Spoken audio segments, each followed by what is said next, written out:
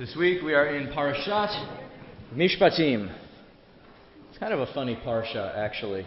We've had weeks and weeks in our lectionary cycle of reading Torah portions of all of these beautiful stories and wonderful narrative. We have Yetziat Mitzrayim, the liberation from slavery in Egypt, the redemption of the Jewish people. We received the Ten Commandments just last week. All of these wonderful, beautiful stories.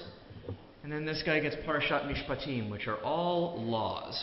One law after another. Law after law after law after law. Thou shalt, thou shalt not. On and on, so forth and so on. What's really weird about the Parashat Mishpatim laws is the whole thing opens with laws about Hebrew slaves. How it is you're supposed to keep your slaves. What a bizarre thing.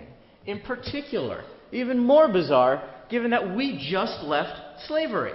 We just escaped Pharaoh and oppression under the Egyptians, and the whole thing starts out with laws about slavery. How do you make sense of that? What a bizarre, strange thing the Torah does. One of my teachers, Rabbi Diane Kohler-Esses, spoke about this piece. She said, the reason we start with this is because there were people in the world who were not free. There was oppression. Rabbi Jonathan Sachs even talks about the kinds of slavery in the Torah portion. It had very set 7-year periods. He said it's almost like debt that we have in our world, slavery back then. But what Rabbi Kohler-Esses speaks about is that the conditions of that moment of this rule and that rule, all about the slaves, etc., it all ends with freeing your slaves. And when they are free, and when they become free, and when they become equal to you.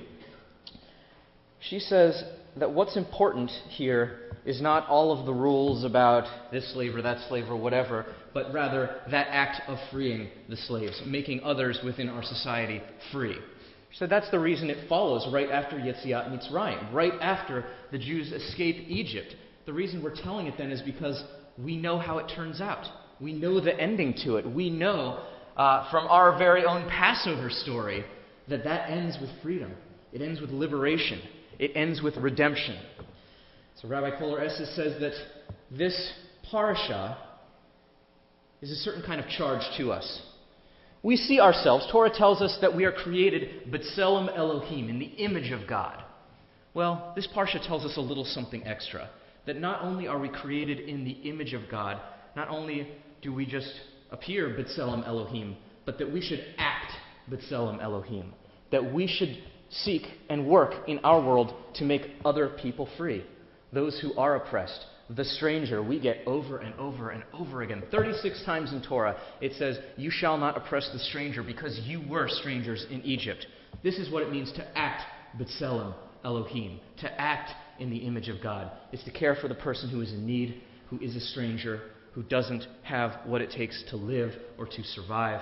This is what it means to act B'Tselem Elohim, and that, in many ways, is one of the messages of Parashat Mishpatim, that it's not enough to simply be created B'Tselem Elohim in the image of God, but no, we are actually supposed to act B'Tselem Elohim, act in ways that are holy, to make this a more holy and uplifted world and community that we live in. Yashar Koach, Baruch Tiyeh.